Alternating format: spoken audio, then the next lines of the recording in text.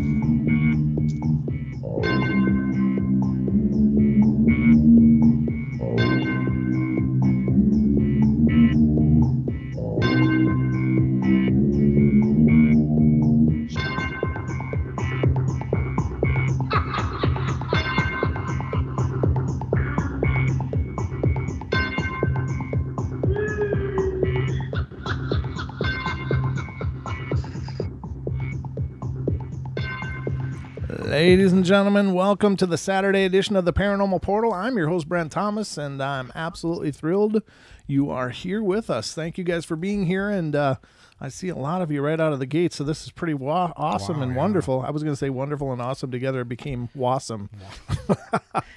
I don't even know how the hell that worked out, but it's a new portal word. I'm just trendy, that's all. I'm recreating vocabulary as I go, ladies and gentlemen. That's the kind of gift you get just for tuning in. There's new words all the time. So, but as you can tell, I'm not alone here. I got my good friend and co-host, Mr. Don Longbeard, here with me. Hola. Peace. Hola. Brother. Happening. I don't know. How's everything going for you? All's good. All's good. Yeah? Yeah, I'm awake now. Well, I'm glad you could show up. If you need a nap, just curl up over in the corner there. Yeah, I got this. Grab the cat and take a nap. Yeah, okay. Just grab the grab the cat.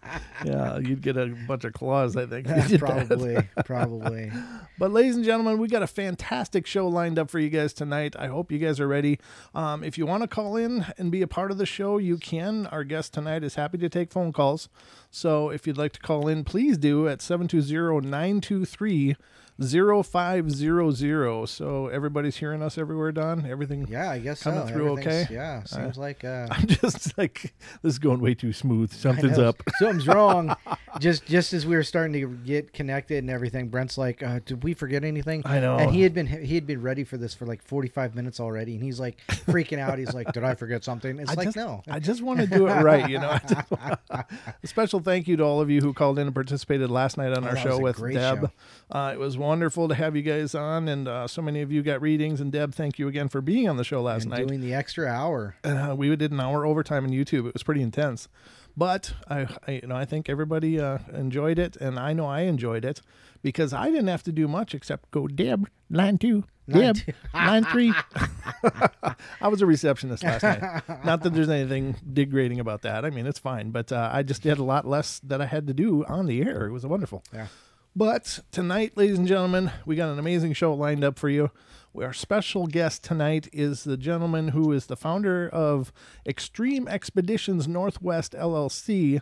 They are an incredible group. They also put together the Bigfoot Roundup in Spokane just a couple weekends ago that Don and I attended, where we met our guest tonight and several other wonderful people in the Bigfoot community, and you'll be meeting them as well as time goes on. But he's the first of the people that we met to come onto the show. Our guest tonight, ladies and gentlemen, is Mr. Stephen Major, who is, he's just the driving force behind so many of their activities. And if you get a chance, ladies and gentlemen, on Prime, they created the documentary In Search of the Port Chatham Hairy Man, and it's a brilliant documentary, and we'll, of course, talk with Stephen about that. But first of all, Stephen, welcome to the show. Thank you so much for being here. Well, hey, you guys, thanks a bunch for having me on the show. I really appreciate it. Oh, absolutely. We're just thrilled that you decided to come on. It was, it's, you're very involved in the community. What you guys are doing is so intense. You're breaking new ground with places you're going, and that in itself is really exciting. You're not just revisiting the same old places. Yeah. Right. You guys are doing something new and different. Now, I guess the biggest question right up front is, how did this journey start for you? Well, it's pretty interesting how it all started for me. And you have to go back into my youth. When I was in 1976, I was living in Kellogg, Idaho. That's where I was born. Oh. And my father was a Canadian citizen, and he had grown up on the coast of British Columbia out in a remote area called Drury Inlet. And one day he comes home in 1976 and he says, "Hey, we're packing up and we're moving back home to where I grew up as a kid, out to this remote area that's on the BC coast. It's about 45, 50 miles due east of Port Hardy across the Queen Charlotte Strait out in Drury Inlet there. And there's an old logging camp there that he had worked at in the 1940s and 50s. And it was abandoned, and he had bought it back, and he said, we're moving out to BC. So anyways, so long and the short of it is he packed us up in June when school got out, and we all went to Seattle. We got on some bush planes, and we flew for 3 hours, and we landed out there in this place called Drury Inlet. Wow. And which was a really neat adventure as a kid. I mean, it was like, wow, we're going to this place. We landed there, and it's like, I remember the day we got there, and it was like overcast and, out here in the middle of nowhere. And once you got off that plane and all the, engine shut down, it was like just pure quiet. And here's this old town. But unfortunately, just prior to that, just remember the movie The Legend of Boggy Creek and Bigfoot, right? Yeah. So that I just seen that movie, like it had just come out, not too long before we packed up and left. And that kind of stimulated my interest in Bigfoot when I was 12 years old, was The Legend of Boggy Creek, which scared the living heck out of me. And then I started reading everything I could get about Bigfoot. And then next thing I know, here's my dad. He's coming home and he's saying, hey, we're moving up to the BC coast. We're going out there. And one of the side stories with that, when I was a kid, I saw The Legend of Boggy Creek, but there was, In Search Of and all these shows, and they talked about Albert Otzman. And you may know the story about sure. Albert Otzman. It's very famous. In 1924, and that occurred in Toba Inlet, which is on the BC coast, about 90 miles south of where Genesee Bay is. And so you can imagine what's going on in my mind when we land there. Anyways, long and the short of it is, he moved us up there, and we spent he got us out of school every year, and we moved up in June, and we spent the summers there, and then we had to come back to Kellogg to go to school, and then we'd come back. And that Bigfoot thing was always kind of in the back of my mind. So being up there. And also what's interesting about this as well is there's a little Indian village just down the inlet, down Drury Inlet. There was an Indian village called Hopetown Indian Village. And my father had actually grown up with the chief. They were buddies, and they grew up and they worked together and all that kind of stuff in the 40s and 50s and stuff. And one of the things that I remember most about that first year was when we went down to Hopetown Indian Village, and we went to visit the chief and the other members of the tribe there. And when you pulled into Hopetown Indian Village, you had this big long dock. Hopetown Indian Village was on Watson Island, and they had this big long dock, and you would get off, and when you'd walk down the dock, before you got on the beach, there was these two large totem poles, and they had the various carvings on them. But what I remember so much of my youth is that they had these big pictures of these faces with big lips and puckered up and hands reaching out and stuff like that. So anyways, what that turned out to be, from talking with the chief and stuff, is that was Thunaqua, that was Sasquatch, and that is one of the things they honor him with. But the stories when we met with them, that first year that we got there, was that, this was our land, and you can do this, and you can go here, and you can go to all these places, but there's one place that you don't go. And he pointed over to these mountains here, and he said, that is Tunaqua's land. That's the old burial ground, and he is a sacred, guardian of that area and stuff like that. So we heard all these stories about Bigfoot. Wow. Okay. So that really got me going when I was young. I'll bet it did. Now, was there a lot of stories when you guys landed there? Like, so you're kind of the new guys on the block. Did you hear about things that had gone on there? No, we really didn't. So Okay. then that was in 1976. And then what happened was we fast forward to the summer of 1979. And this is, the things were always kind of in the back of my mind. Mm-hmm. But we were kids and we were involved in all kinds of things. So we didn't, it really wasn't something I was freaked out about. Although I will tell you, at night I would get kind of worried because my room in the house, my feet were towards a window. And I always thought Bigfoot in the back of my mind, he's going to come and get me, he's going to do all this. But, it really didn't, frighten me from going into the woods and doing all that kind of stuff. But what was very significant was fast forward to the summer of 1979. There's a big lake up there that's about 5 miles from Genesee Bay. You drive up this old logging road, you go to this lake, and there's this big lake, and it's called Huascan Lake. And it is probably about the size of Coeur d'Alene Lake. Okay. It's pretty long. It's about 10 or 12 miles long. Oh, wow. So we're working on this lake, and think about it. There's nobody there.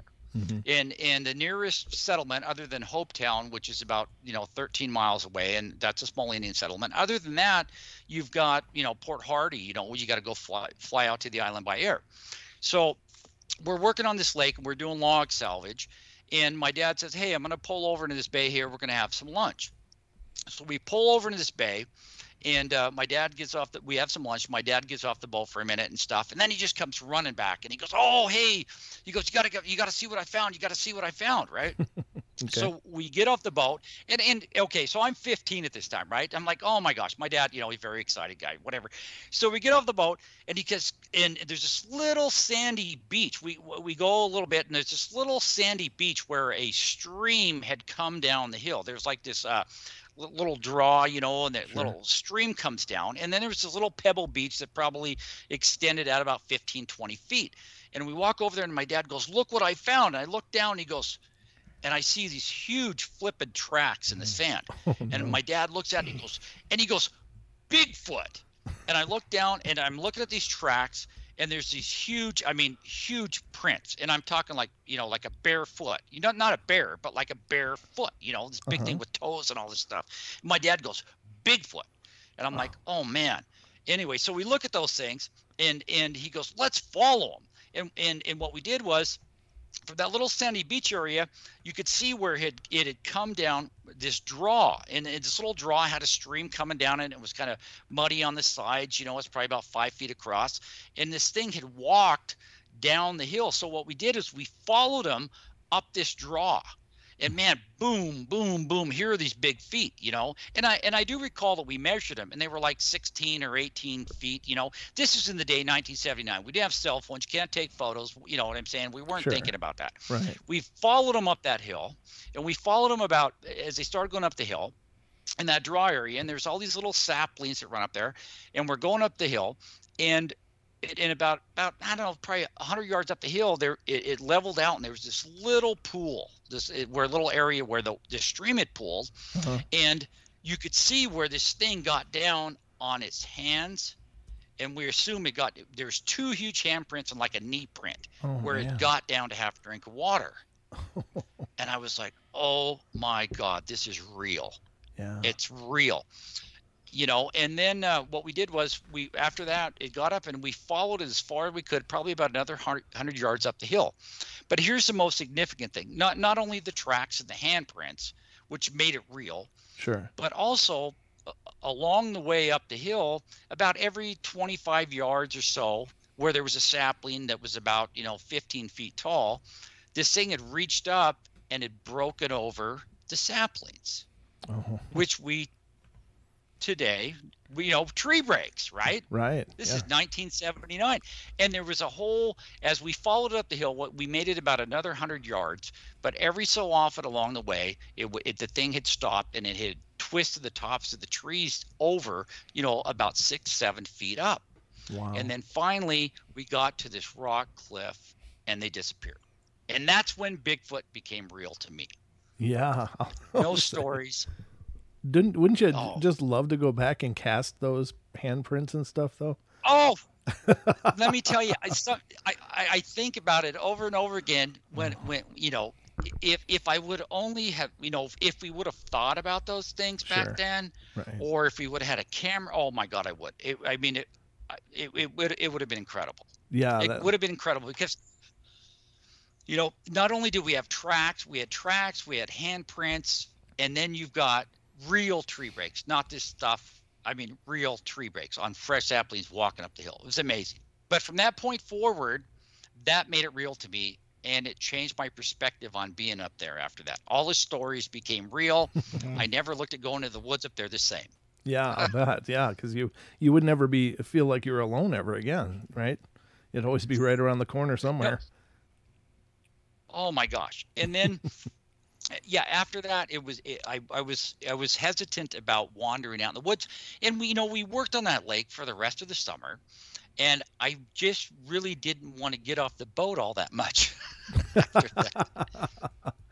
Well, and they do allegedly go along the coastline like that a lot, don't they? Looking for things like clams and stuff. So.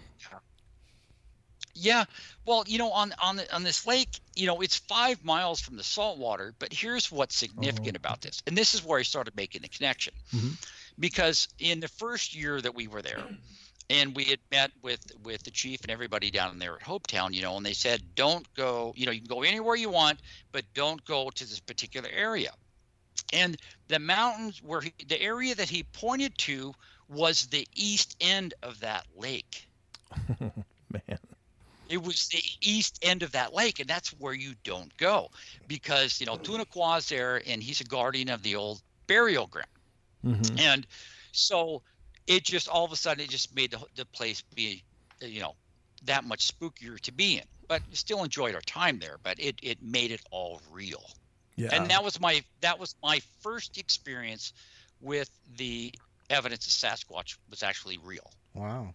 So your dad was into this all along as well then, right? I mean, it sounds like he was really into the hunt for Sasquatch as well. Well, here's the thing with the people on the coast, especially like my dad, that they'd grown up out there and they lived out there. And to him, I asked him about that. I said, Dad, you never really said this was real. Mm-hmm. And he's like, well, he says, look, son, he said, you've got to see that they are real, but you have to understand what it really is they live here. This is their land. You may run into them from time to time, but if you do, just be respectful and get out of the way. And that was kind of the thing. That was kind of the thing with them up there. They accepted that they lived out there. You may run into them from time to time. Be respectful of them, and just stay out of their way, and everything will be fine. Oh, that's really cool. I mean, it's really neat because a lot of times in the paranormal, we have these situations over and over and over where it's like the kids will see or experience something, but the parents are always the ones going, "Oh, that's silly. That's just in your imagination." So it's really cool that you grew up, knowing that, they were out there and it was okay. Like, and he helped you understand the phenomena. Well, yeah, and it didn't make things any better because I still, in the back of my mind, was always the legend of Boggy Crick. That this, you need to be scared. Yeah. You're gonna be sleeping at night, and he's gonna come and he's gonna get in your window, and and whatever, do harm to you or something like that. But it was kind of scary deal. Yeah. But what I have to tell you is a story, and I've never told this story publicly before. Oh, fantastic! Yes. And so you guys are getting, and this occurred. This occurred about 2 months after we encountered those tracks, and this is why it's very significant. And I've never told this story before, but I'm going to tell it now. Oh, fantastic! Because I think it needs to be told. Okay. There, at the east end of the lake, where this ancient burial ground was. Okay, and the area where we were told, you don't ever go in there and all that kind of stuff, right? Mm-hmm. Okay, we respected that, and I didn't want to go in there. But back in the day, there was a gentleman who was kind of like an opportunist, and he was in the area, and during that time, Indian artifacts, native up there, First Nations. I need to address them appropriately. First Nation artifacts like old trinkets or things like that, Mm-hmm. had a considerable amount of value. So this gentleman is there, and it was someone that my father had known for a number of years. They had met in the 50s or 60s or whatever, and he decided that he was going to make a little extra cash. He was kind of an opportunist, and so one night, about 2 months later, we're in our float house and we're sitting there. And back in the day, there wasn't cell phones. You didn't have telephones out there. What you had was a radio phone. That's all you had. You had a radio phone. And so it was pretty much an open thing. Anybody could hear it. Mm-hmm. And so it's like 12:30, 1 o'clock at night, and the radio phone was in our cabin, and all of a sudden the radio phone starts sparking up, and this guy's yelling and screaming about my father, Jerry. This is, I'm not going to say his name, Jerry, but Jerry, you pick up. This is an emergency, blah, blah, blah, blah, blah, blah. And he does all this stuff. And I'm like, oh my gosh. And so I ran up to the upper house and I got my dad and I said, so-and-so's on the radio phone. And there's all this screaming and yelling and all this kind of stuff. And so my dad gets up and he comes down and he gets on the phone and I'm listening to him. Okay. Mm-hmm. And this guy he's screaming and yelling on that my father, he's like, Jerry, you got to come and get us. You have to come and get us. It's here. And you got to get us. It's going to get us. Oh, geez. And my dad's like, well, what's going on? He goes, well, it's here. You just got to come and get us. And there's all this screaming and yelling, right? And I heard his wife crying in the background and stuff. So anyways, my father gets in the truck and he drives 5 miles up the road and he gets in his boat and he goes all the way across the end of the lake and he picks him up. About 3 hours later, I'm at the house and he brings him back and they're just in this total state of shock. They're yelling and screaming and they're hysterical and all that. And they said it got on the float house. It was going to get him and blah, blah, blah, blah, and all this kind of stuff. And my dad says, you went into the grounds, didn't you? Oh, wow. You went into the grounds, didn't you? And he says, yeah, I did. And all this kind of stuff. And my dad's like, I told you not, you knew not to go there, blah, blah, blah. Long and the short of it is, this guy, was an opportunist and he went into the burial ground where you weren't supposed to go. And he took a bunch of things off the burial. Oh, no. Out of the burial area, trinkets and stuff like that. And so that night, what they had encountered was the Sasquatch came down to their camp. Oh, wow. So it really was the guardian. Wow. Yeah. It was very real. And anyways, the long and the short of it is after that is my dad said, look, give me what you took. I'm going to take it back. And this guy and his wife, the next day, they took a float plane out of there and they never came back. My dad took the stuff back. Wow. And, but that was a real story. One of the most horrific stories I've ever had to experience in my youth, but that occurred. Wow. That is really intense. And it really was kind of a guardian then, wasn't it? I mean, it knew that they came in there and it followed them back.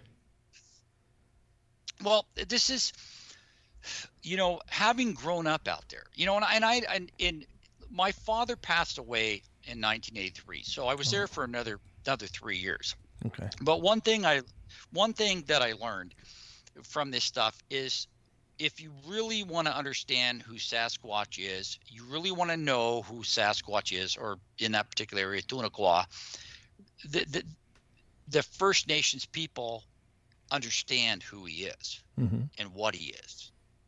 And that was a real eye-opener for me. And I've never taken anything for granted that they've ever said to me about Sasquatch, Tunaqua since that day. There is a special relationship between these people and Sasquatch on the BC coast. I can speak of that. That is really cool. And, you know, I agree with you. And of course, many people talk about how guarded the First Nations are with their stories Yes. of the Sasquatch. And they don't usually let outsiders know too much about it. And so you just think of all the wisdom they must have that they don't share. It's true. It's very, very true. And they won't speak about it much. You've got to really get to know them before they will, before they will, because it's a very serious thing with them. Yeah. And it's also, it's a part of their culture going back as far as their culture goes. Right. But they're the people that really know, that really know about those things. Yeah, absolutely. I agree. I think you're right. And whenever I do get the benefit of hearing some of those things from the First Nations, I always feel really incredibly honored because I know what a tradition it is for them. And if you're hearing it, then there must be a great degree of trust to let outsiders know about it. I think that over time, of course, I think they've many of the tribes have loosened up about that, but I think there's still some knowledge that even those open tribes don't share. But I think it's, like you say, there's such an incredible relationship and cooperation going back thousands of generations. So they seem to understand each other pretty well. Yeah, and I agree with you. Totally on that. And having grown up with them and stuff, it's it's something that it's very sacred to them. Right. And it's very spiritual. And I don't think that. I mean, when you look at something that's culturally sacred, or that deserves a lot of respect, if they turn on the TV and they see all these Bigfoot shows and stuff, it's like, well, do they really want to share that with us? You know what I'm saying? Yeah, If you get my drift. I do. I'll tell you what, we're heading to the first break already. That's 1/2 hour down. Told you the time flies here. But, ladies and gentlemen, we're going to take our first break, and of course, we'll be back on the other side with Stephen Major, here on the Paranormal Portal. So don't go away. Hold that phone, Steve. Hold the phone. Steven, yep.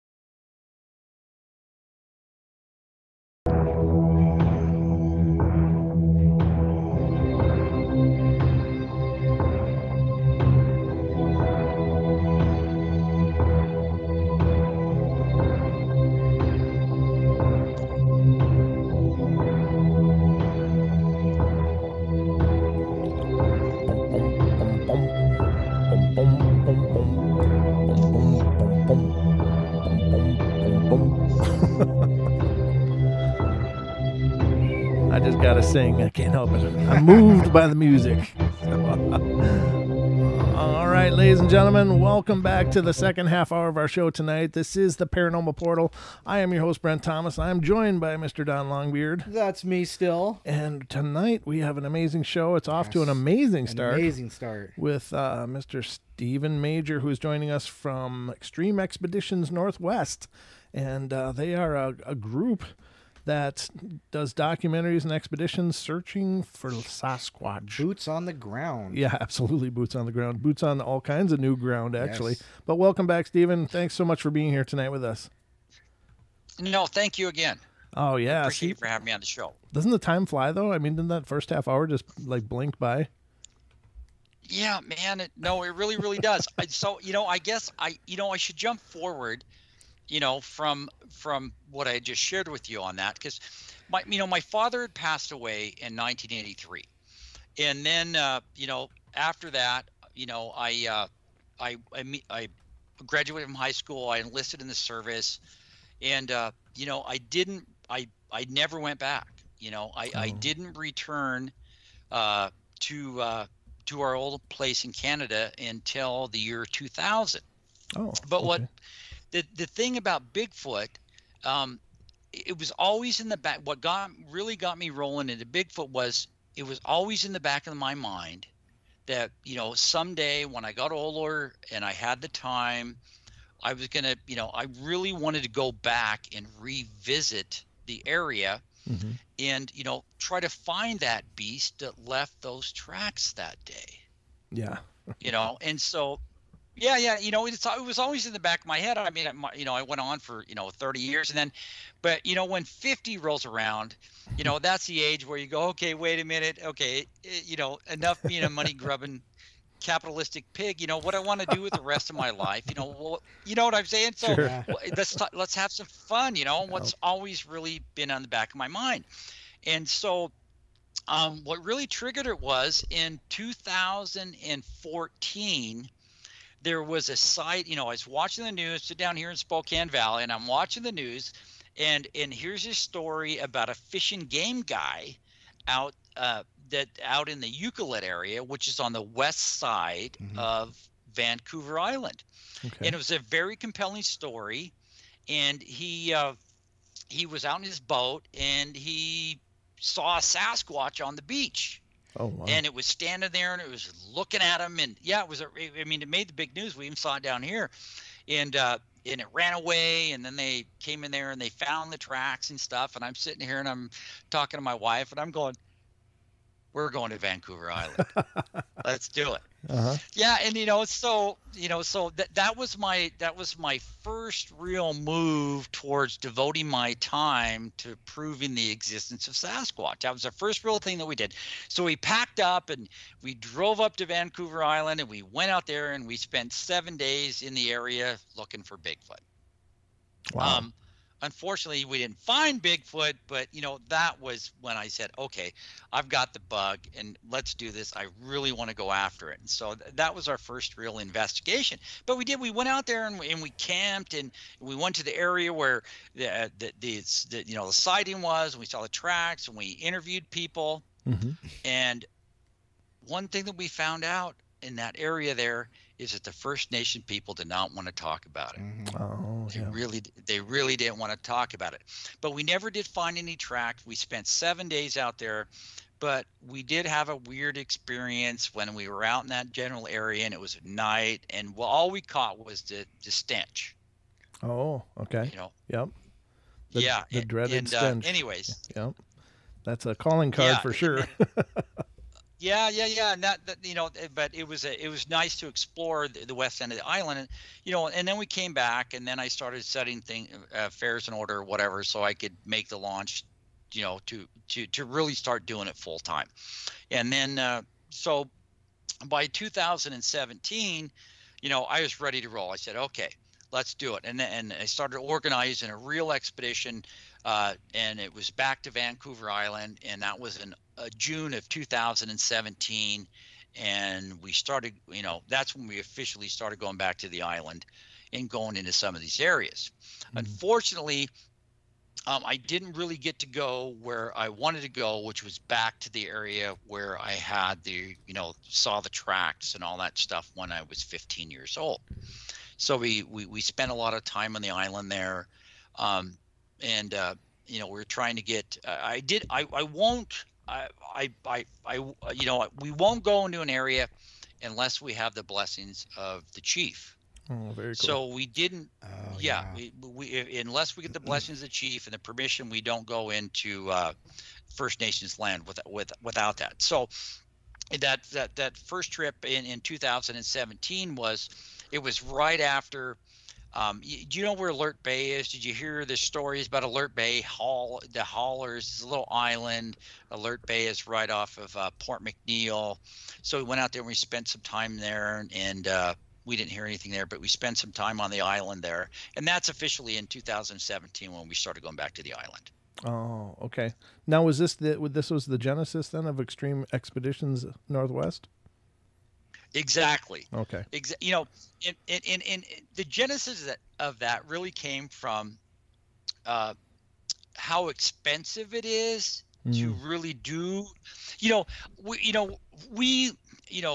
You said something. We like to do things that are first, and we like to tread on new ground because we go up to these areas where we want to go. It's very remote. I mean, it costs money to get there. You either have to have a boat or you have to have a helicopter or something to get into these areas where we're at. I mean, it's not like you can just drive your car. We're not like those other guys that like go to campgrounds and stuff, even though there are some sites at campgrounds, but the areas what I'm talking about are very remote areas. And if you don't own a boat, you got to charter one. Right. You know what I'm saying? If you don't own a helicopter, you're going to have to charter one. So, we started going out these islands, but it gets very, very expensive. You're spending a lot of money on doing this stuff. And so it's like, I thought, oh, well, you got to keep everybody at home happy, right? So here I am, I'm spending all this money and I'm like buying going helicopters and boats and all this kind of stuff because I'm going to go find Bigfoot, right? But then where's the return on that money? But the long and the short of it is I started thinking, well, wait a minute. Keep in mind, okay, I'm a little bit naive. Until I started doing this Bigfoot stuff in 2017, I did not really know that there was this huge interest in Bigfoot. I didn't. I kind of heard of that show, the one about where they're trying to find Bigfoot that was on the air. I kind of knew about things, but I didn't know there's this big, huge community of people that you were out here looking for Bigfoot. I'm just doing it on my own. I'm going to spend all my money and so what I thought was, well, after I discovered that there were all this interest in TV shows and all this kind of stuff, I thought, well, maybe here's what we'll do. To help defray the cost of finding Bigfoot, we'll start a company where we will offer people guided Bigfoot expeditions where I can take into areas where we're at and that can help pay for the research. And that was the genesis of it all. Oh, brilliant. And now, up to this date, how many expeditions have you done? I lost track after 16. Wow. So I really don't know. And I lost track after 12 in the Vancouver area, in Vancouver, BC. I just kept going and going because I was determined, I was determined because I really wanted to get after it. And I wanted to be the guy that proves that Bigfoot actually exists. I wanted to go out there. So I was very, very determined to do it. But we made so many trips out there. And you know what? We probably would have done well on Vancouver Island because I will tell you, we had a lot of really good encounters there. Mm-hmm.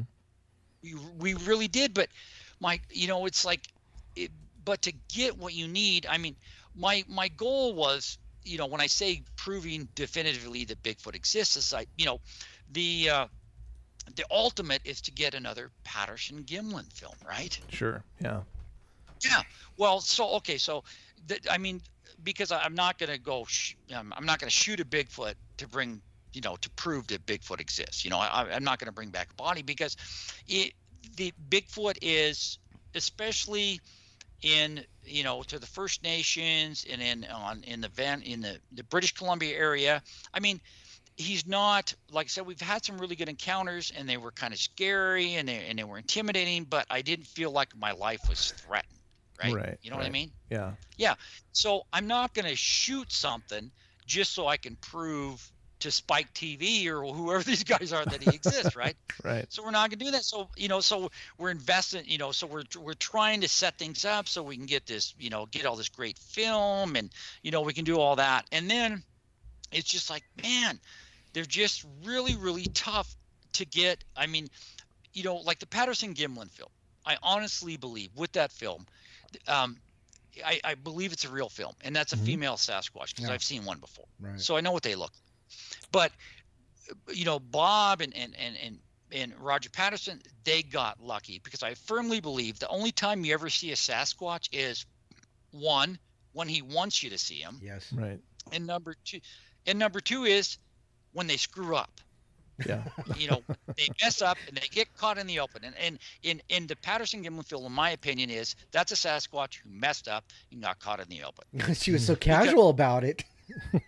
What's that? No, I mean, what's your guys' opinion on that? No. Come on, I want to hear it. Don was saying she seemed so casual, like she was just like strolling. Yeah, she was just strolling along, like, oh, okay, so he sees me. What am I gonna do? Run? Nah, we'll just be casual. Yeah. And I think you're right. No, and I agree with you on that, because when she turns and she looks, she's like, so what? Yeah. You messed up, but I'm not going to act like I'm scared. You know what I'm saying? Right. And I think that's one of the things that makes that film so legitimate. Right. Is because because of the look she has. Mm-hmm. In that instance. But they were very, very fortunate, because in my experience, in the number of times we've been on the island there and out there, the majority of encounters happen in the pitch black when you do not expect them to happen. Yeah. They're nocturnal creatures, and the nighttime is when they do what they do. Yeah, it seems that they, I mean, you're right. Everybody says they're nocturnal, but it's funny how many sightings happen during the day. Yeah. And Don and I just did a podcast about this for last Friday's show, and it was the funny thing is that in every one of the situations that was talked about in this podcast, two from Australia, several from Arkansas and stuff, we talked about several different encounters, but every one of those encounters, the Bigfoot very easily could have just stayed tucked down and nobody ever would have known. But it's like in one case, a Bigfoot came out of a ditch, was standing by the road, and then ran alongside a guy's truck looking in the window. It's like, are you serious? Oh. Yeah, and that's exactly what I said was, sometimes I wonder if sometimes these creatures or these beings want to be seen. Right. So yeah. I think they have to want to. And you got to wonder why. What is it that's going on that they choose, hey, I'm going to make these guys see us. You know what I mean? No, I agree with you, and I would love to be one of those guys that would have the opportunity to see one during the daytime, and I actually did, but we're going to get to that in a little bit. Okay, sure. But for the most part, have either of you guys read the first edition, the first Wood Knocks, the book? No, I haven't. Okay, it's an incredible book. You ought to read it. And when you were talking about the Sasquatch laying in a ditch and then getting up and running alongside a guy's car, that it made me think of a story that was in there. Okay. But it's an absolutely fabulous book. It's one of the best I've read so far. But I kind of lost track where I was going with this. So anyway, on Vancouver Island, we would go out and we'd set up in these areas at night, and I go prepared. And I think I've got everything I need, right? So I've got multiple night vision cameras. I've got motion sensors. I've got all this stuff. And I'm like, okay, we find a trackway. Because the areas we'd go into, we wouldn't just go up and set up in an area. Sure. We'd go into an area after we had investigated it, talked to the locals, and, all that kind of stuff. So we did a lot of intelligence work beforehand. Mm-hmm. So when we were going into the areas on Vancouver Island, we're going to an area where there have been all these reported sightings and all this kind of stuff. But the first encounter that I had in Vancouver Island occurred in actually in 2018 when I was up there, and it was in the middle of the night, and I know it's like 2:30, and I'm freezing my butt off, and I got all these cameras, and I'm like, okay, this is a trackway. We had found trackway, we found their trackway, and this is like 25 miles off the pavement on the northern part of Vancouver Island. And so I've got all these cameras set up, and I got motion sensors, and I got all this. I go, okay, they're going to come right down this track. Because here's where the tracks are. They're coming down here, and they're going to the beach, and we'd found multiple tracks and all that, and there'd been a number of sightings. So I'm sitting there. I'm like, okay, we're going to stay up. We're going to stay up all night. We got these cameras going. All right. So what happens? So I'm sitting there, and I'm thinking, okay, we're going to get them. We're going to get them. Mm-hmm. And then I'm sitting there at 2:30 in the morning, and I'm freezing my ass off. And all of a sudden, I freeze, and every hair on the back of my neck stands up. Ooh. On my head. I mean, literally, it started, that chill ran up my spine, ran up to the back of my neck, and I'm sitting there, and I'm already freezing anyways. And I'm sitting there, and I said, oh my God. Mm-hmm. And I hear some movement in the brush behind me. Oh, jeez. And then I feel breath on my neck. Oh no. Oh no. That's just Swear to mean. God. I believe you. And no, I'm serious. Yeah, I'm serious. I do. Okay. I believe you. Okay. And I'm like, it's behind me. Oh. And I'm sitting there. And I absolutely, and I haven't told this story to anybody publicly before. Okay. And I'm sitting there, okay, and this is a guy, and I'm 53 years old, and I've seen shit, and I don't get scared very easily. And I was absolutely frozen in terror. Oh, I can imagine. And and I couldn't, but and I sit there, and I was afraid to turn around. Mm-hmm. And it was right behind me. And I was afraid to turn around because I was not prepared for that. Wow. And so I sit there, and I'm just immobilized with fear, and my hair is standing on the back of my neck. I don't think I could turn around if I wanted to. But I just sat there, and I thought, it's either gonna snap my neck, or I don't know what's gonna happen. So I just sit there, and all of a sudden I feel these effing fingers. It felt like some fingers were just reaching out and touching me on my right shoulder, just very gently. Oh my God. And I feel this breath. And I'm like, I'm going to die. Yeah. And then I just sit there, and I don't know what path. It was maybe it was 30 seconds, 3 minutes, I don't know. And then all of a sudden, I just hear this movement, and it starts moving away, and I kind of relax, and it goes about probably 20 feet behind me. I would say probably 20. Keep in mind, it's pitch effing black, right? Yeah. And then all of a sudden it stops, and then I heard my first Bigfoot chatter. Oh. Wow. Dude, no, it was cool. Never, unbelievable. And it stops, and it does this little chatter thing to one that responds, that is about 50 yards up the hill from where all the cameras are facing. And it does this thing. No, and I'm like, oh my God. So and I have to describe it. It's hard for me to describe. Okay, I've listened to the Sierra sounds, right? Sure. Yeah. I don't know what the hell that is. I don't know what that is. But it was very distinctly the sound that it made. The chatter that it made was it was very baboonish. It was almost like a monkey going yep, like a monkey does. You ever Sure. see like Lancelot Link or whatever, right? Oh, sure. Yeah. So it does this little chatter thing. And then the other one up on the hill that's 50 yards away, that's just out of the view of the cameras, responds back. Ooh. With a little chatter, but it was distinctly primate, Yeah. almost baboonish, like monkey, right? Uh-huh. And then I hear the thing walk away, and it goes away, and it just walked way up the hill. And then I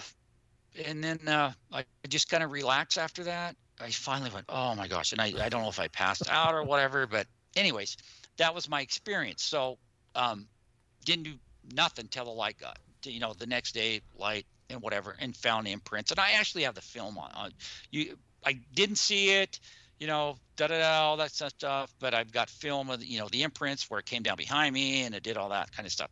So that was my first real encounter, but I can't say definitively what it was, right? Well, sure, I suppose. Yeah. Even though you can't say that because you didn't see it. Yeah. But right, I didn't see it. What a bold move, though. What a bold move. Well, I got to tell you this though. Sure. Afterwards, for like 3 months, when I got back home, I would wake up in the middle of the night screaming, "Help me! Help me! Help me!" Oh yeah. Because I kept having this nightmare that it actually did grab me and was dragging me away. Oof. Wow. That is so intense. And it was like, to me, what it was doing was like, yeah, I know you're here. No, exactly. I hate that. It's like, no, seriously, it was totally toying with me, man. Yeah, it was totally. And it's like, it was totally, and I would like to know what it said to the one that was up the hill, because I think it was, and I have to be honest with you, we found 3 sets of tracks that day, right? And they were all together, and there was a big male, and there is what we presume was a female, because her tracks were only about 13 inches. The male was like 16. And then we found some juveniles, which were about 9, right? Oh, okay. And they walked together. And I'm wondering if it was the punk. Okay. And the reason I say this is from talking with the native people here in town. And if you remember Ken Edwards, the guy who was our native speaker, right? Right. Yes. Yeah. Yep. Okay, he said the ones that we're seeing and the ones that pull this kind of crap are the youngsters. Mm-hmm. Wow. So I'll never know. I mean, the imprints, that because the soil, it wasn't where you could get a real castable track, because it was all pine needles and stuff like that. But I mean, they couldn't have been more than maybe 10 or 11 inches. So maybe it was that. Maybe it was him messing with me. I don't know. Wow. But no, that was an incredible experience. And then that's amazing. Yeah. So anyways, so after that, I get back home, and then this kind of leads into the Port Chatham Hairy Man thing, right? Mm-hmm. But my thought was, okay, this thing could have snapped my neck if I wanted to. Oh, could have done whatever I wanted to be. Yeah. Yeah. And there wouldn't have been a damn thing you could do about it. Just like at the opening of Wes's show, that sound file he's got. It could have pulled the door off my car, and there ain't a damn thing I could have done about it. Yeah.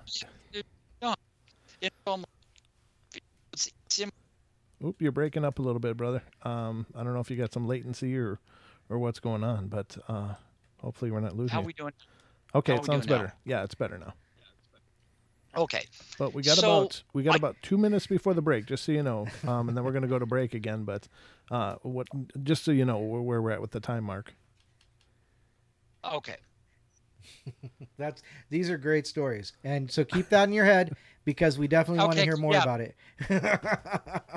Okay.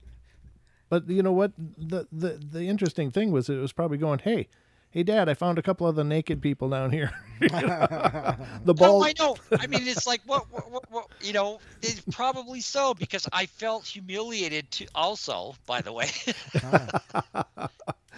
well, that experience. Yeah. Well, you suppose they can just smell us that well that we just stick out so obviously in their world, huh? They know what we're doing, man. Yeah. I think right. They know what we're doing because we had the gear, and it's like we think we know everything, right. And it's like they knew it was a setup. But anyways, the next thing leads into Port Chatham, which is a perfect place for us to stop for the break. But remind me tonight, Stephen, I do want to ask you about your feelings about, can they see night vision? Can they see the infrared lights and stuff like that? Because I really want to talk with you about that, because it just seems, I know some people don't really camouflage they just strap a camera on a tree and call it a day. Right. But some people really go the extra mile and cover them and stuff, and they still avoid them. Mm-hmm. And seems like they're pretty, either there's something they're sensing about it that we don't quite understand, but they just seem to really know their world. They definitely do. And Yeah. what I tell my team is this: we're putting up these game cameras. Yes, it's an exercise in futility, but we're doing it. Right. Because if you don't, people don't think you're doing your job. Right. And quite honestly, like you were saying before, they get seen when they screw up. Mm-hmm. So there's a possibility you're going to put a game cam up and they one miss of them's going to screw up, and there you go. You'll have the $1 million picture, Oh, no doubt. So, ladies and gentlemen, we're going to go to our hour break, so don't go away. We got a lot more coming up here on the show. More. Obviously, this is a show that you don't want to miss. I know I'm on a cliffhanger myself. I want to hear more, a lot more. So we're going to go to the break.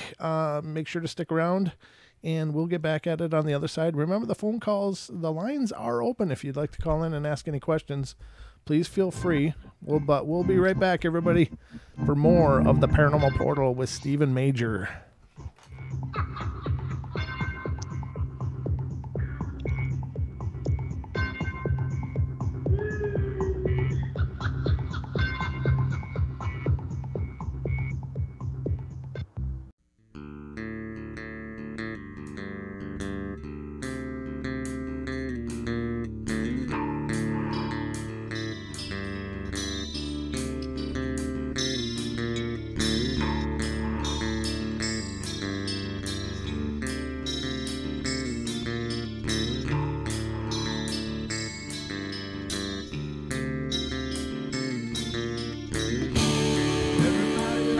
Play their games. Everybody loves to place their bets.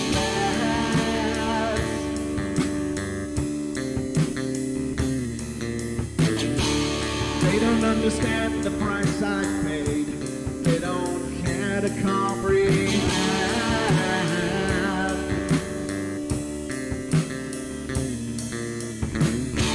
Trace their lines upon my body, ripping scars across my heart.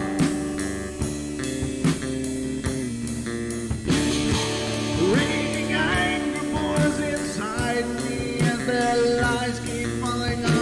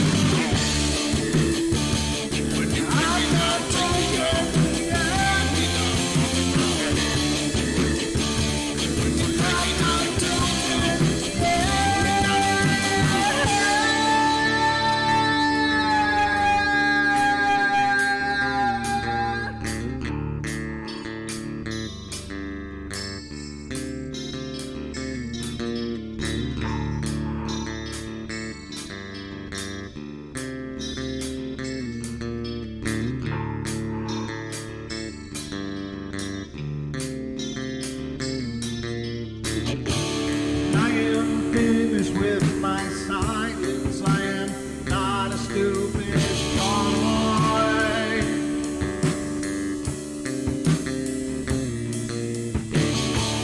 No more breaking me with kindness, just you dance upon my joy.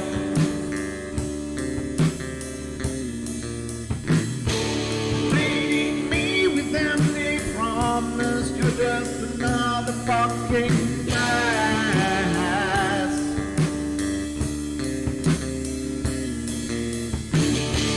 Taking off the slice of my sanity, just make sure that you're well fed.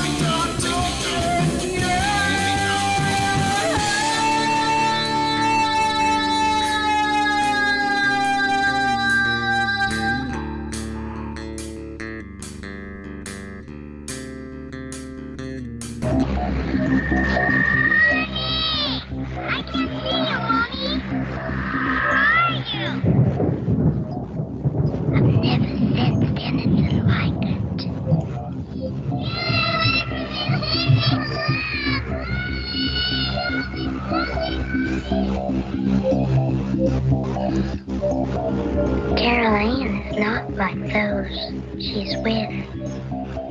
They're attracted to the one thing about her that is different from themselves. Her life force is very strong. It gives off its own illumination. It is a light that implies life and memory of love and home and earthly pleasures. Something they desperately desire, but can't have anymore.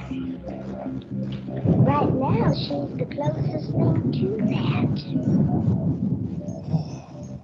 Poltergeists are usually associated with an individual. Hauntings seem to be connected with an area. A house, usually. Poltergeist disturbances are fairly short duration, perhaps a couple of months. Hauntings can go on for years.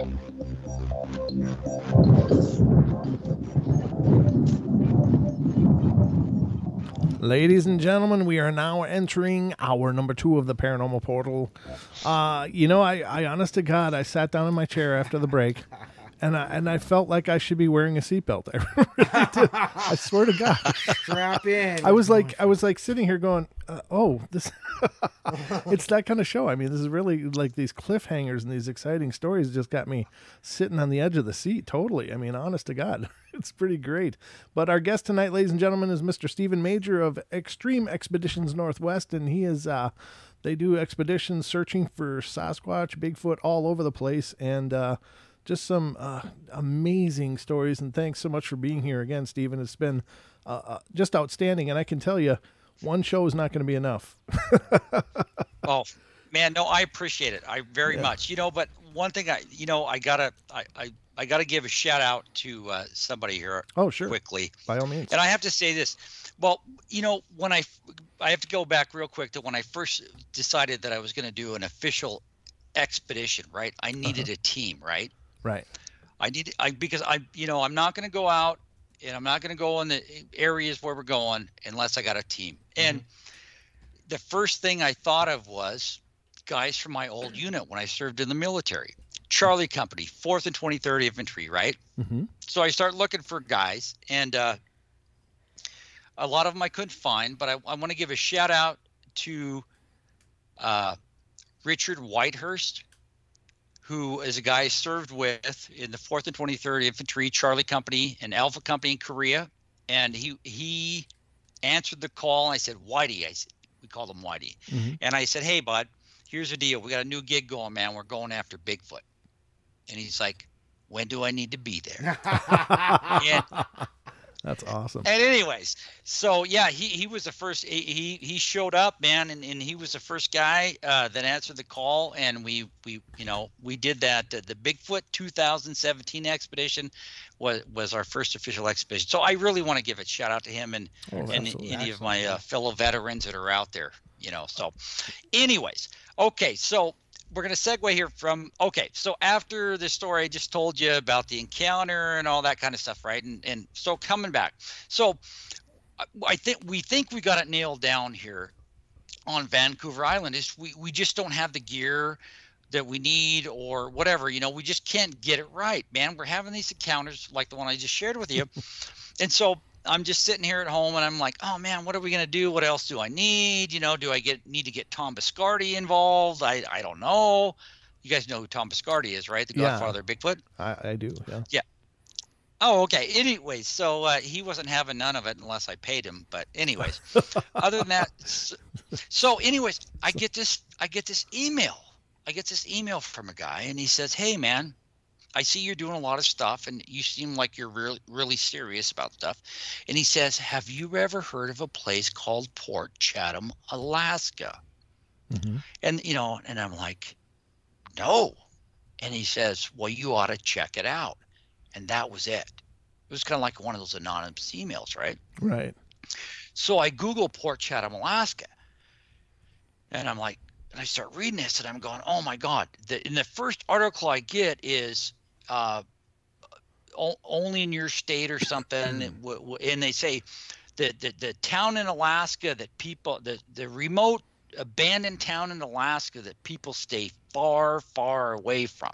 So I start reading about Port Chatham, Alaska, and it's like, here's this town, you know, was established in, you know, the 1800s by the port on the Gulf, you know, coast there, Port Chatham, Alaska, off the Kenai Peninsula.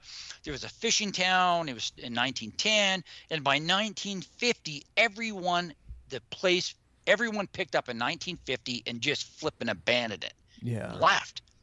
Because there was this beast there who the natives refer to as Nantinaq, also known, translated as loosely translated as the hairy man.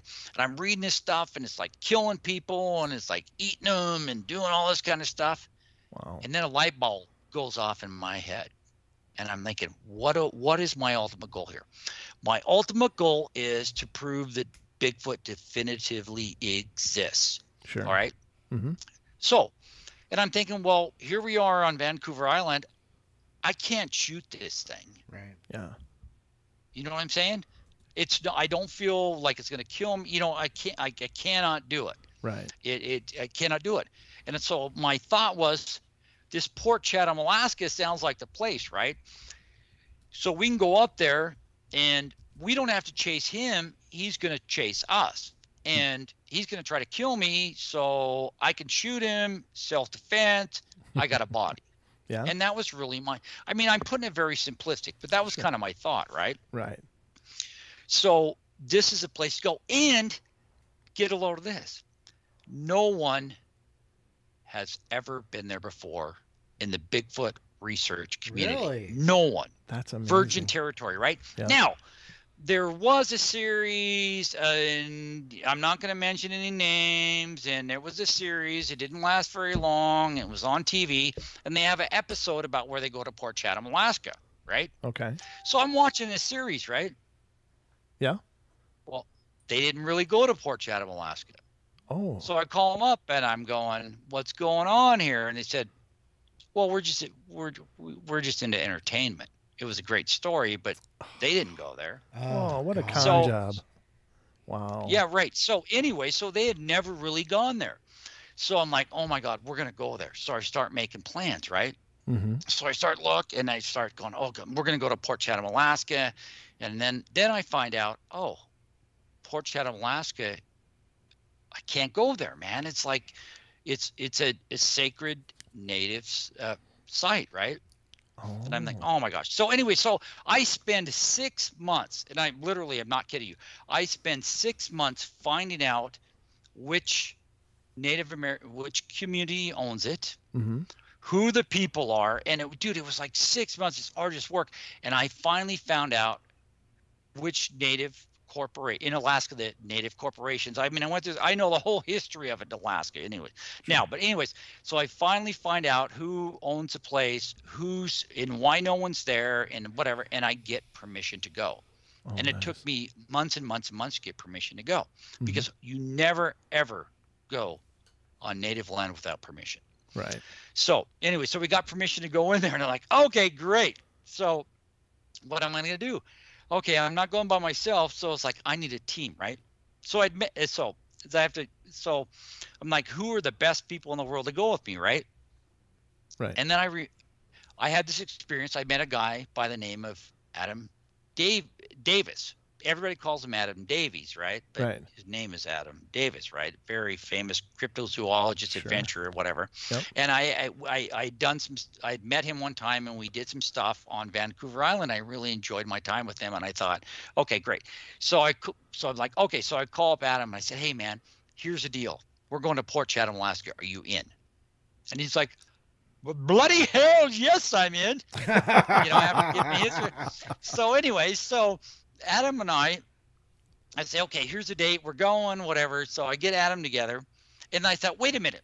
We can't. This is so historic, because we actually are going to be the first people in the history of Bigfoot research and investigation going to this place.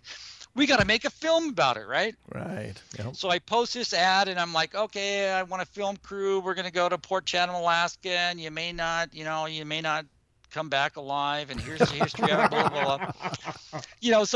So I started getting all these replies back, all these Hollywood, oh yeah, we want to do it, and we want to do it. And then I get this kid, right, from Kenai Peninsula, and he says, my name's Josiah Martin, and I own Martin Media, and I live in Kenai, Alaska. And I've never done a film before. I'm a vlogger, but I really, really want to shoot this film. Wow. And I'm like, and this is like 3 months before we're going, right? And I'm like, oh man, I don't know who this guy is. I got like 50 replies, and I'm calling these people back. And so anyways, but this kid was so persistent in that. So anyways, long the short of it, everybody else said, yeah, they want to go, and they want $50,000. They want all this money. And I'm like, well, forget about it. So anyways, long and the short of it is I say, okay, Josiah, you're in. We're going to give you a shot. You're going to film this. Adam, we're going. We booked the flights. We go up there. So we get into Homer, Alaska, right? Mm-hmm. We get into Homer, Alaska, and then it's like, well, we got to get out to Port Chatham, right? Right. And I had tried to find somebody to take us before we got there, but nobody seemed too interested. So we get into Port Chatham, we get into Homer, Alaska. We can't find anybody that will take us out there. Oh. In fact, nobody even wants to talk about the place, let alone find somebody to take us out there. I'm trying, flow plane services, this and that, and they've got all these excuses. I want to go out there. Mm-hmm. So long and the short of it is, to get out there, we finally found a guy in one of that basically we had to bribe his ass to take us out there. Wow. Because, well, that's when it started becoming real, man. Right. Yeah. It's because when you get up there, nobody wants to really talk about it. And even people that live there, even though it's only 40, like 45 miles by boat out there, nobody in Homer, Alaska had actually been there. Wow. That's amazing. Nobody wanted to touch it. No, because and then you know why? Huh. Because it's one place, it's the place of death. Sure. Right. You don't want to go there. So anyways, long and the short of it is, we basically had to bribe this guy, and he said, look, I'll take you out there. Mm-hmm. I'll take you out there, and this is how much money, and I'm going to take you out there, and I'm going to drop your ass off out there. So we got this guy to take us out there in a boat, and wonderful guy. And he took us out there, and he said, do you guys have a satellite phone? And we're like, well, no. And he goes, okay. Well, I'm going to give you mine, and I'm going to take you out there, and I'm going to drop you off, and I want you to text me every 12 hours and just say all is well in Port Chatham. And so anyways, he takes us out there, and we get out there, and we do a little looking around, and then he drops us off, and he says, oh, okay, I want to hear from you every 12 hours. I'm going to call the Coast Guard and everybody else and stuff like that. And so we found us a little place on this open spit, and basically he dropped us off, and we were there for 2 days. Wow. Okay. And I was scared shitless the entire time I was there. I can't imagine. Yeah. I can imagine what that felt like. It was, well, because I got it. And here's the thing. We have an entire film about that, which we shot, which we haven't. We have 3 films in the can right now, and this one has never been shown. It's basically me. It's basically Adam. And it is our cameraman, Josiah Martin from Martin Media, who was brave enough to go out there with us. And, to us, you looking in retrospect, it was like the equivalent of being on the, doing the Apollo 11 thing. So anyway, so we're out there. We don't know what to expect. We didn't sleep for 48 hours. Josiah did, but Adam and I didn't. We didn't know what to expect. We didn't find anything significant except for the last night that we were there. And I don't know if you guys saw that, but we gave a preview of that FLIR video at the roundup. Did you guys see that? I did. Yes, I did. Yep. That was the last night that we were there. And it's like we didn't – I mean, because we were so scared, we just hung on that little point, that little spit that was there. Sure. Because, I mean, during the daytime, we'd walk around, but, it's like we weren't getting any action. So Adam says, I'm going to do some calling. And I'm like, oh, okay. So Adam starts doing this vocalization stuff. And it was dark, and all of a sudden he gets this – we hear this this call back, and Adam's doing this ooh, ooh, kind of thing. And all of a sudden I'm looking with the FLIR. We hear this answer back, and I'm like, holy crap. And I get out my little FLIR, and I'm looking up at that hill, and all of a sudden I see that heat signature coming down the hill. Oh jeez. And oh my God. And it's like, I thought it was like, and here's the thing, we were there at the lowest tide possible. So from the spit we were on to that mountain where you went up, the tide had gone completely out. It could have ran right across at us. Right. Oh. And I'm like telling Adam, I'm just like, oh my gosh, I didn't expect it is. But anyways, thankfully it stopped about halfway down the hill. And that is the FLIR video that no one's ever seen that before except for you guys that were at the roundup. We finally showed that because we don't know what to do with it because it's not definitive, right? I mean, It's just something that came down the hill. So that was our first experience in Port Chatham, Alaska, and it was quite harrowing. I will tell you that. But since then we've been there 2 more times after that, which led to the filming of In Search of the Port Chatham Hairy Man, which we did in a follow-up deal in September of 2018. And I love the film. I'm glad you watched it. There's a lot of people that don't really understand what the film is about, but the film is about what it says it's about. It's about the first Bigfoot research and investigation team to go into Port Chatham, Alaska. Right. The first, for real. Yeah. And it's to go in there and spend a couple of days researching the old town site of Portlock, and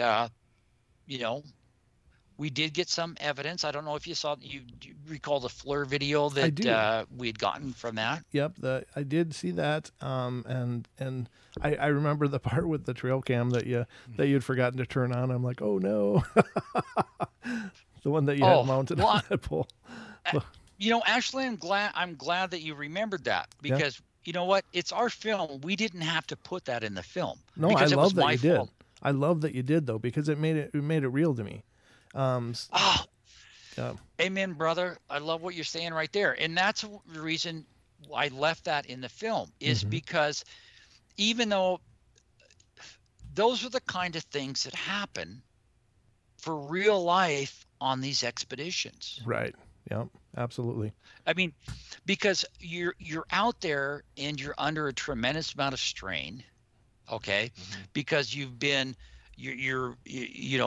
trying to be acutely aware of everything that's going out. You're in a very dangerous place, and mistakes happen. And that was my mistake. Don't think I don't lose any sleep over that. But I hear you. We left that, but that shit happens. And if anybody out there thinks this shit doesn't happen, they're full of crap, because you just are wore out, and you will make mistakes when you're out there. That looked because like you're that looked like you're so. Go ahead. Yeah, you're so burned out from being a hyper aware. Right. Now that looked like really tough terrain on top of that. The scrub you guys are going through, it's like there's no paths except the one that you make when you go through there. It's all just scrub and overgrown, isn't it? Dude, let me tell you, that place is Jurassic Park. I mean, first of all, you've got, talking about the film. Okay, we had been in there once before, but we had never been in there to the extent that we were this time. And you get in there, and it's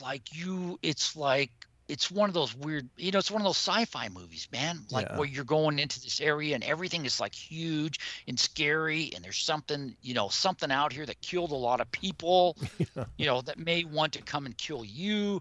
And you're going, it's just like crazy. But when the area where I screwed up, and I didn't, I screwed up the game camera, right? In that particular area, what led us to that was that was the second day that we were there, and we had spent the first day going through the old Portlock town site and going around there, and where she had saw the tree peeking, and we were doing all that kind of stuff in the lagoon where the body was. And I just had a feeling, something told me that we needed to go to the area, that particular area where we left that game camera.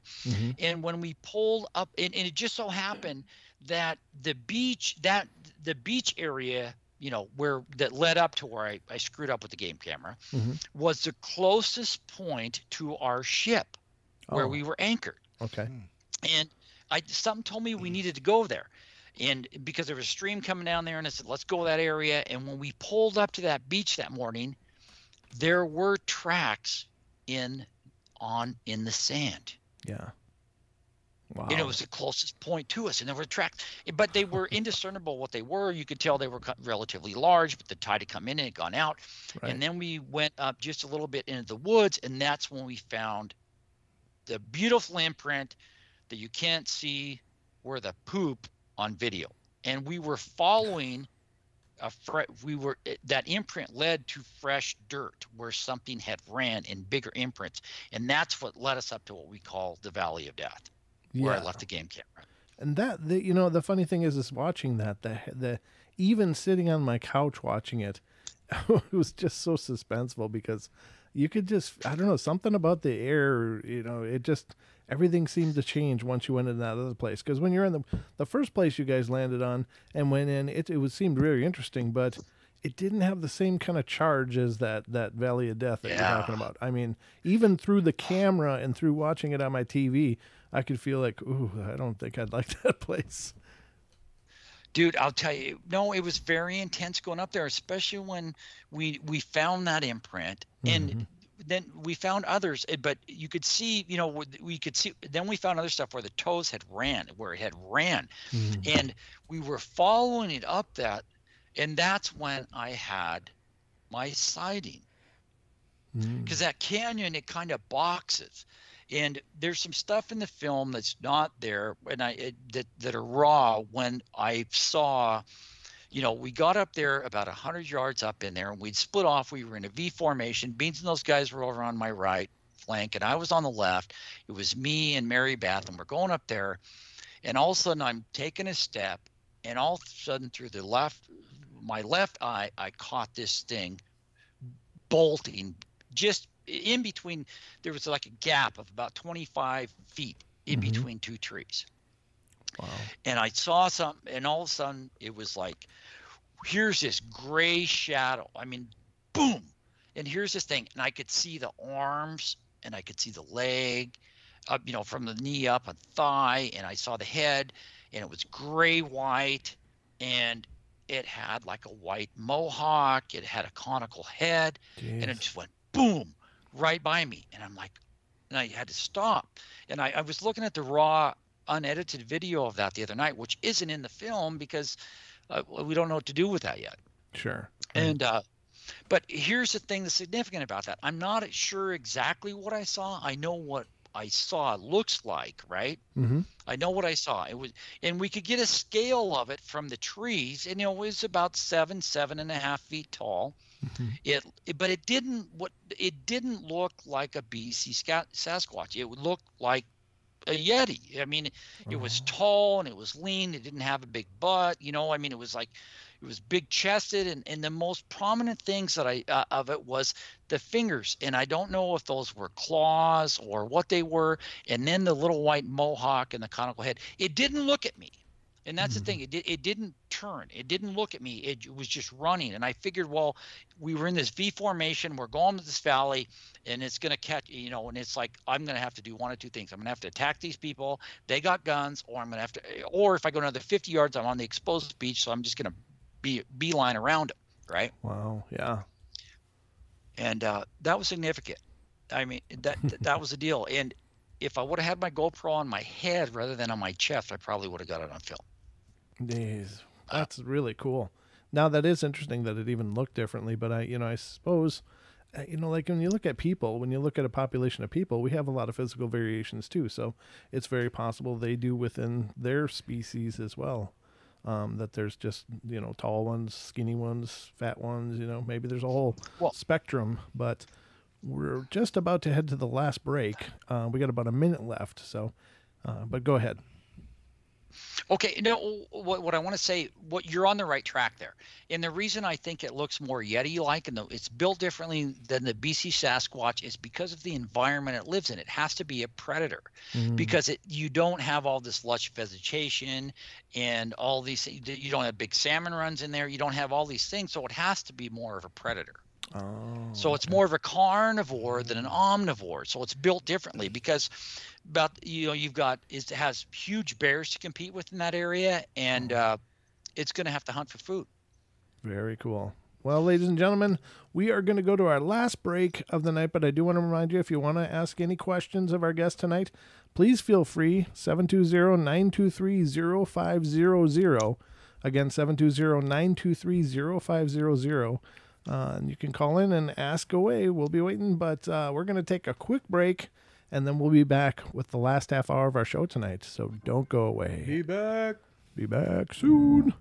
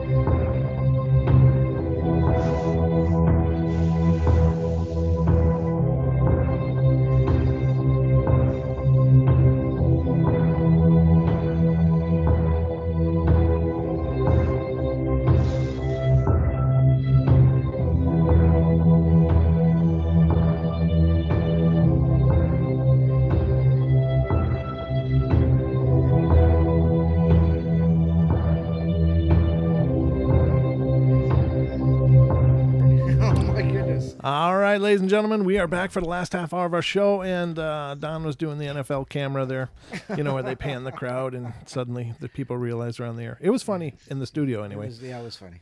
You might have had to be there, but so it's just how it works here. But I hope you guys are enjoying the show. And if you aren't aware, our guest tonight is Mr. Stephen Major of Extreme Expeditions Northwest LLC. And Stephen, right away, we got a couple questions from the chat that came in that I'd like to ask you before I forget. The first one being, have you ever worked with John Bindernagel? No. Okay. Oh, my gosh. And you know what? I was up on the island, and I actually was going to be meeting with him the day before he died. Oh. And it was a terrible situation. We were up there on the island, and we had an appointment to meet with him. The day before he passed away. He's a man I greatly respect, Mm-hmm. and I really wanted the opportunity to meet with him. And unfortunately, no, we did not. He was a great researcher, and he had some phenomenal. He had some good tracks. A friend of mine's got an imprint that he took up there in Seward in 2014. But no, I did not. He's a good man. Yeah, and then Don, what was the other one? One of our Asher wanted me to ask if you've ever seen any orbs and I'm going to add maybe other paranormal things while you were investigating. Who asked that? One of our chatters, his name is Asher. Well, Asher, thank you for asking that, because I wanted to talk about that. That was one thing. Okay, I'm not a real big paranormal guy, right? Uh-huh. And in the aspect of like, because I believe that Sasquatch is, a relic hominoid, right?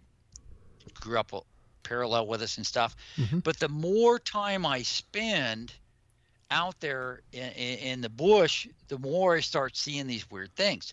Yeah. And when it comes to the orb things, I actually saw orbs for the first time, and that was in February of 2018, and it was actually February 25th of 2018, and it was in conjunction with that FLIR video that I recently posted, where we've got something on the beach, right? It was in the same area, and we were on the boat.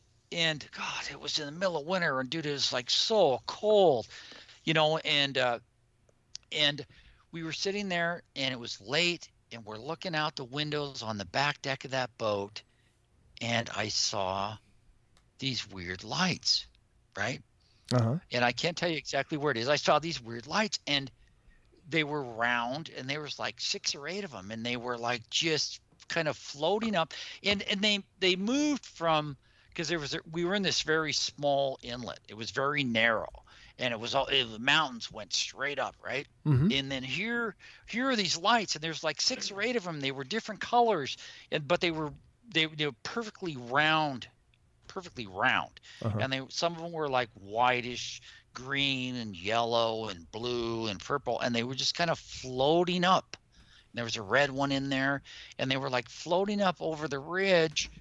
And then they got to the top, and they kind of just went over. And I never know what that is. And I actually I took photos of those. But they didn't show up in the photos. So I don't know what they are. That's amazing. But I think they were orbs. Yeah, that's what it sounds like.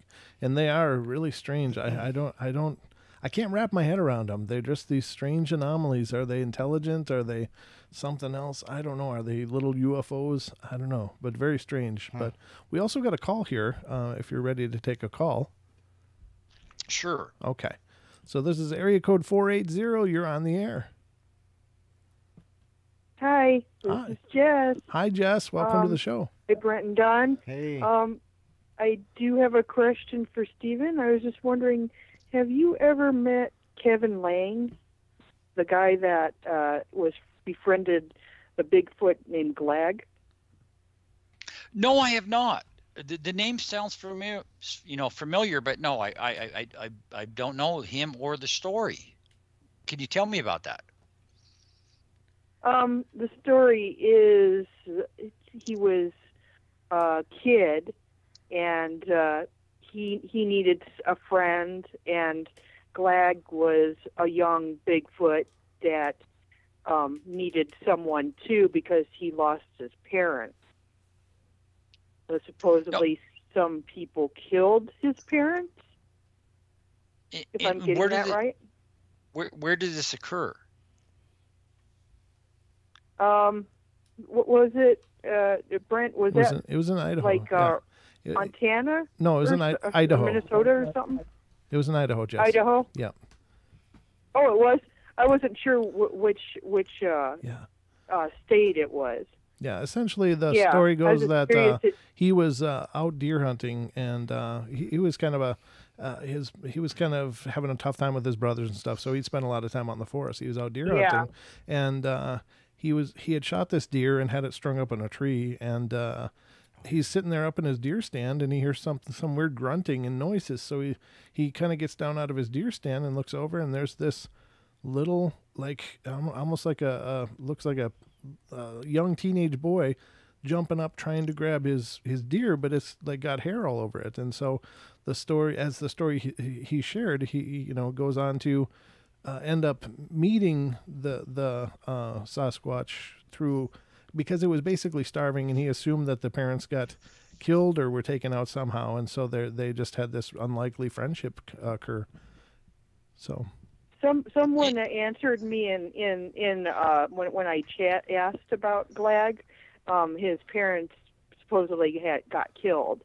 Yeah, it's not really clear what happened to the parents. Unfortunate. Yeah, we're not really sure what happened to the parents, according to Kevin, who was on the show, I don't know, quite a while ago now, but he shared his story on the show. Stephen, if you're ever interested in checking it out, I can let you know. Yeah, it was a great story, Yeah. Yep. And you met Duke, I take it, Stephen? No, Duke, no. That'd be Duke. No, you never met Duke Sullivan, Brian Duke Sullivan of World Bigfoot Radio. Have you ever met him? No, I have not. I have, to be honest with you, I haven't met a lot of people. I've just kind of been doing my own thing. I've met very few, but no, that's someone I have not. No. Oh, he's a mod in the chat. Yeah. For well, I'd love to Portal meet him. Too. Yeah, he's a good guy. You'll see him as Brian Sullivan, but we call him Duke. Yeah. Okay. Pretty no, cool I have guy. not. All right. I was just curious. Okay. Well, thanks for the call, Jess. You haven't been doing this. Yeah, you haven't been doing this long, so. No, okay. I'm still a newcomer. Only 2 years. Still a newcomer. All right. Perfect. Well, thank you so much, Jess. We appreciate you thanks calling. for answering my questions. Okay. Bye. Thank you. Sorry, sometimes it's hard to because of the way the call system works. Yeah, people don't hear each other as well as I would hope they would, but for the most part, it works pretty good. But that's great to hear from you, Jess. Thank you for those questions. So now I gotta ask you about the infrared thing. Yeah. Do you think they can see them? Yeah. Oh, no. Thank you so much for bringing that up. Okay. You were talking about the infrared that I posted, right? Well, I'm talking about basically trail cams. How people say, "Oh, okay, can they see? yeah, okay." I'm going to go on a limb here. Okay. Sure. I honestly believe that they can see them, and they know what they are. Sure. Yeah. And they avoid them.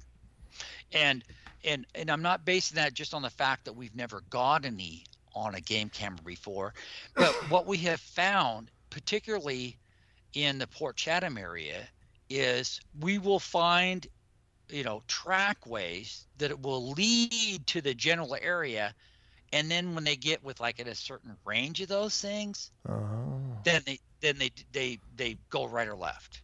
Oh, okay. And so I really believe, and the same on Vancouver Island up there in BC, because man, it's like, we put the things out and we put lots of them out, and when we go and look for evidence of trackways or sign the next day, it's like, dude, they never get close to them. So I really believe that they see them, they know what they are, and we've tried disguising them, we've tried all that shit, and it doesn't work. So yeah. I think they do know. Right. I think you're right. I think that we take it for granted that we think we're hiding something pretty good, but it's like they know what their house looks like, and they know the way things should look. Right. And when we change something, I think for them it sticks out like a sore thumb. Oh, totally agree with you. And, on that recent deal we did up there right after the roundup, we went to Stevens County. up to Stevens County. Yep. We got invited up there by Will, from the Bigfoot of Stevens County, and we went to that area there, and there's definitely something there.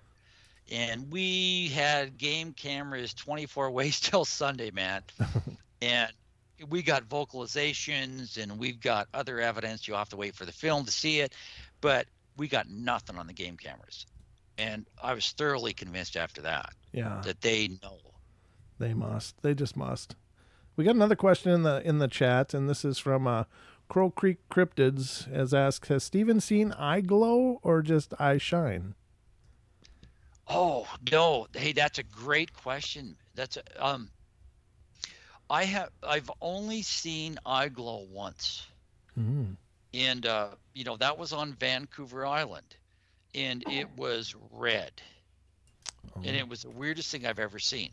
But I've only seen that once. And significantly, we haven't seen that any other time. Even though we've been in close proximity and it's been at night, there was just this one time. And I always wonder what that's all about. Maybe our crow friend here can elaborate on that. Yeah, I agree. I mean, there's a lot of question regarding, do their eyes glow or is it just a mild reflection of light? And I'm pretty convinced their eyes must be so sensitive, their retinas must be so sensitive that it's, any basic minor amount of illumination could probably create the glow in their eyes.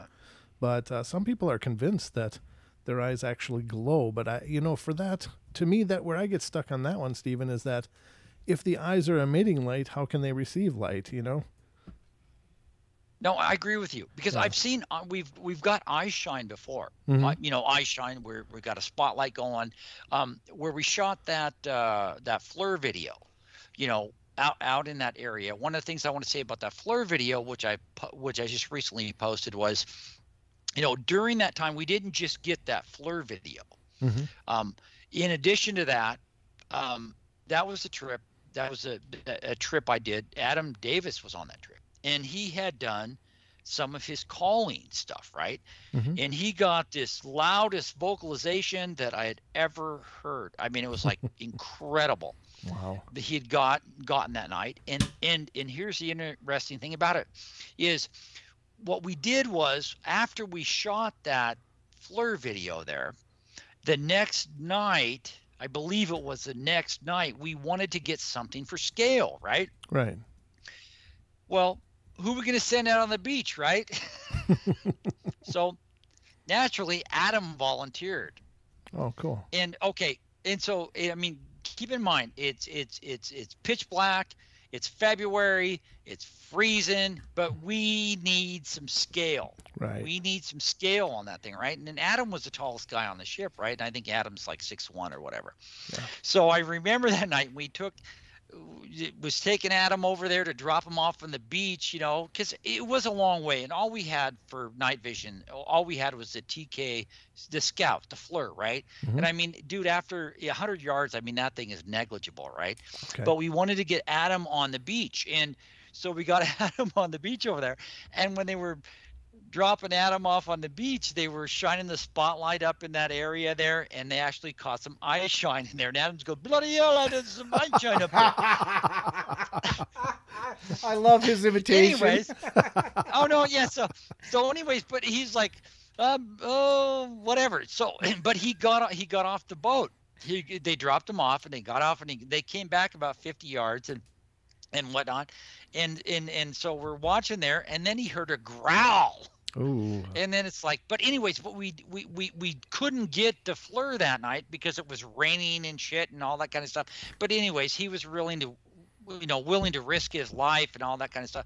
But he did get some eye shine. He got some growl. We got his ass off the beach, and then finally the next day went out there, and then we did a recreation up at called Blind Channel. And Adam, I have it on video. But anyways, we tried to scale it, to about the same yardage and everything, and so they're quite comparable. But anyways, that was my eye shine story. So did you get an idea of the scale of the object, the creature? Oh yeah, we did. And you know, I'm not a really tech guy, so I don't know how to like split screens. But here's the thing. The only difference between the two is Adam I think was a little bit closer. Oh, but okay. He's a little bit closer, and I mean, like, maybe, you know, it's negligible, right? Because we were trying to space it out, and because we didn't have a GPS, so we didn't figure exact. But when you put the two together, the only difference between Adam and the figure that you're seeing there is Adam was thinner, and he was shorter. So from that, we deduced that whatever was on the beach that night, based on, because it was a farther distance, you know, had to be, you know, 7 to 7.5 feet tall. Wow. And yeah, so we did our best on that, but we sat on this stuff because we don't know what to do with it. You know, you really can't tell what it is. We're not going to make any claims, but I will tell you this. Here we are in this little channel, little inlet in the middle of February at 10:44 at night. It's roughly, it was either 17 or 27 degrees. It was freezing. And the only way you're going to get in on there is boat or airplane. What's a guy doing walking around on the beach, right? Yeah. How'd he get there? What's he doing? Why would he be there? Yeah, and probably Shaq wasn't up there hanging out on the beach. No doubt. No, dude, it was freezing miserable. Wow, that is so intense. So yeah, what's next for Extreme Expeditions Northwest? What do you guys got going now? Well, here's what we have going right now is we did our Stevens County thing after the roundup, and I will tell you this: I can't say a lot about that. Sure. But we shot another documentary film up there, and let me tell you, this place is incredible. Nice. We saw. I mean, I don't think the film. I can't say a lot about it, but I will tell you this: that Will from Bigfoot of Stevens County. He's got that place nailed down. There's definitely something there. We've got some great physical evidence as well as audio. And it was an absolutely terrifying experience for a lot of the people that were there. And it's going to make a great film. But, you know, honestly, I don't know what to do after that with this. I mean, with this deal. That's what we've got on there. And then I've got I don't think that I'm going to go back into Port Chatham, Alaska. Again, I think after being 3 times in there, and after the fact when we went there in 2019 and we shot the gig for the upcoming network show, we almost all died. I don't think I want to go back. And particularly because there's just, you know, the thing with the Port Chatham deal, right? And especially in 2019, you know, we were always went in there and it was like, okay, we're going after the hairy man. But one of the, you know, half of the story is just the hairy man. Yeah. The other half of the story is about spirits. You know, it's about evil spirits and entities and things that also, you know, wreaked havoc on the people there. And I saw some things. Well, first of all, when I say that we barely got out of there with our lives, that is a true story, and I'm not kidding you, because there was something going on when we were there. Because here we are, Port Chatham is known as a little sheltered bay, and you're going in there, and that's where people anchored, and it was safe. Every single time we tried to get off that boat to go over to film, we would get 70-mile-an-hour gale winds that would come down. We had 5-6 foot swells. Jeez. Our boat almost swamped. We're in a 12-foot Zodiac. You know what I'm talking about? Yeah. It was like, it was everything is you weren't supposed to be there. And then when we were shooting the film, we spent more time in the old town of Portlock than we ever had before. Usually we'd just go through there. But we were there for like hours, you know, because we're like shooting this show, right? And you got to, so we're there for, well, I saw some things that I don't ever want to see again. Oh, okay. That were not, they were not like the physical presence of a beast. They were like an experience of something right out of the Evil Dead. Oh, geez. Oy. Yeah. I don't blame You've you never then. seen the movie? Yeah. You know, that deal where like the shit's rushing through the woods at you and all you feel is a wind. Yeah, that's creepy. Say, we got another phone call, and we got about 5 minutes left of the show, so let's get to the phone call quick. This is area code 509. You're on the air. Hi, this is Cameron. Hi, Hey, Cameron.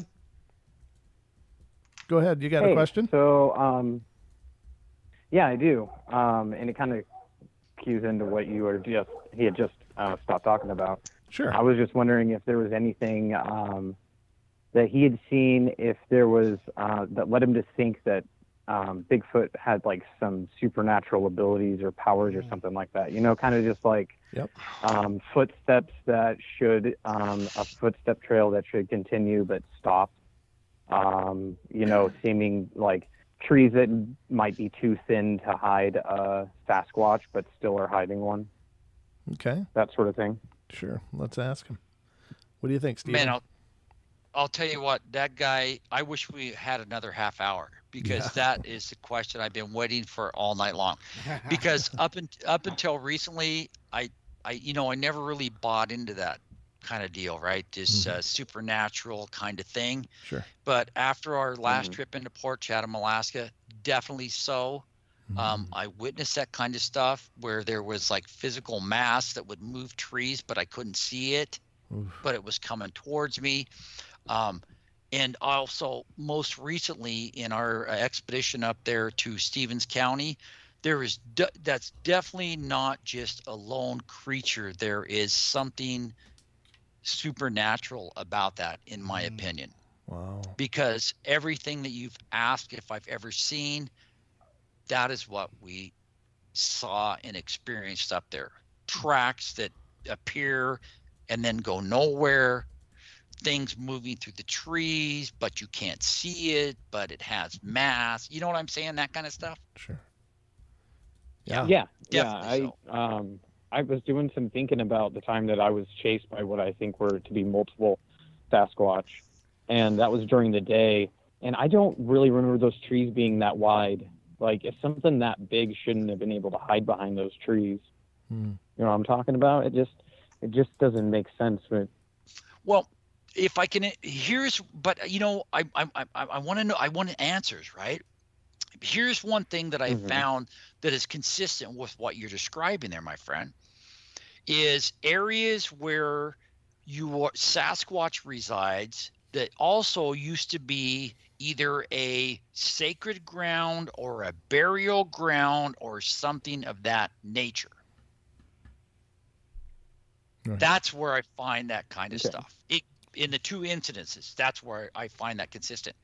And I think that if I delve into where we were at up in Stevens County, that it's either a traditional or historical burial site of some sort. Very cool. Well, thank you, Cameron, for your call. We're just about out of time, brother. We gotta go. So thanks again for calling, buddy.